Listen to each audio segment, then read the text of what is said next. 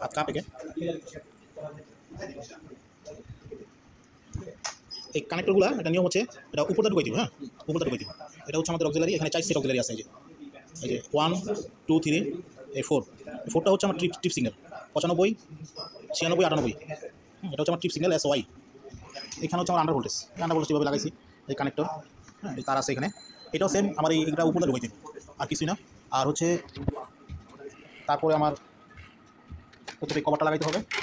Video করেন, কভারটা লাগাইছিলাম, তারপরে ফ্রেমটা লাগাইতে হবে।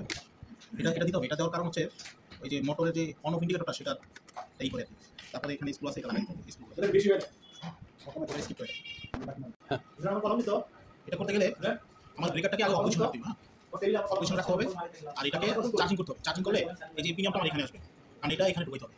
ঠিক আছে, এটা এখানে ঢুকাই দেবে, এটা এখানে আসবে। এখানে আসতে গেলে আমার এখন এখানে ম্যানুয়ালি চার্জ করে নিতে হবে। আমি এখন ম্যানুয়ালি চার্জ করে নিচ্ছি।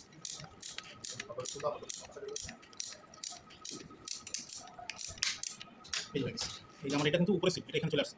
এখন আমি এটাকে এখানে ঢুকাই দিই। পিছনে এখানে ধরেন, ভিডিওটা দেখতে ধরেন, এখানে ধরেন, এখানে এটা মেইন।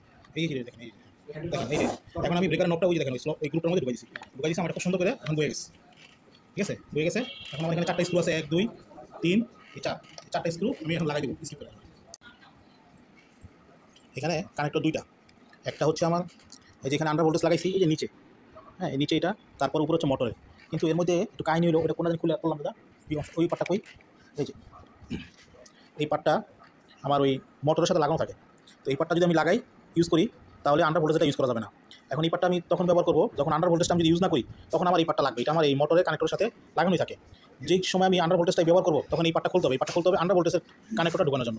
বাস এটুকু একটু হিসাব, আর কিছু না। এখানে সাইদুল ভাই লাইনটা দেন। এটা যে অটো মোড রাখতে হবে। হ্যাঁ, এখানে ম্যানুয়াল অটো। আমরা এখন লাইন দিতেছি, তো লাইনে চেক করবো। এখন এটা অটোতে আমরা চেক করতেছি। এখন আমরা আগে মোটরটা চার্জ করবো। এই যে এখন কি লেখা আছে, ডিসচার্জ স্প্রিং, মানে এখন ডিসচার্জ আছে। হ্যাঁ, ডিসচার্জ আছে, ব্রেকার অফ আছে, অফ ডিসচার্জ। এখন আমরা মোটর দিয়ে ইলেকট্রিক্যালি লাইন দিয়ে এটাকে এখন চার্জ করবো। চার্জ হয়ে গেছে। হ্যাঁ, এখন চার্জ হয়ে গেছে আমাদের। এখন আমরা এটাকে অন করবো। এখানে অফ আছে, এখন অন করবো। অন, ঠিক আছে। যেহেতু এটা আন্ডার ভোল্টেজ লাগানো আছে, এখন এটাকে পাওয়ার ফল করলেই এটা অফ হয়ে যাবে। ভাই লাইনটা বন্ধ করেন আপনি। লাইনটা বন্ধ করে অফ হয়ে গেছে। তার মানে charge on of all everything is okay. আরেকটা জিনিস, এটা ম্যানুয়ালি দেখি আমরা। হ্যাঁ, এই যে এখন ম্যানুয়ালি দিই, ম্যানুয়ালি দিলাম। ম্যানুয়ালি দিয়ে লাইনটা অফ করছেন না, ছেড়ে দিলাম, খুলে দেন, লাইনটা খুলে দেন। এই এখন আমরা ম্যানুয়ালি চার্জ করতেছি। ঠিক আছে, আমরা তো অটোতে দেখলাম, এখন ম্যানুয়ালি হয় কিনা দেখি। অনেক শক্তি লাগে। আমরা তো এটা খোলা অবস্থায় ব্রেকারটা লড়তেছে, হয়ে গেছে। হ্যাঁ, স্প্রিং চার্জ।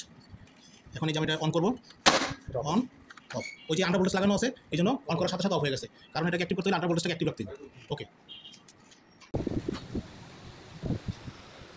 আপনি লাগাই দেন। দেখেন স্পেস কম না, কি হবে নিছেন না, নিছেন না, আপনি লাগাই রাখেন।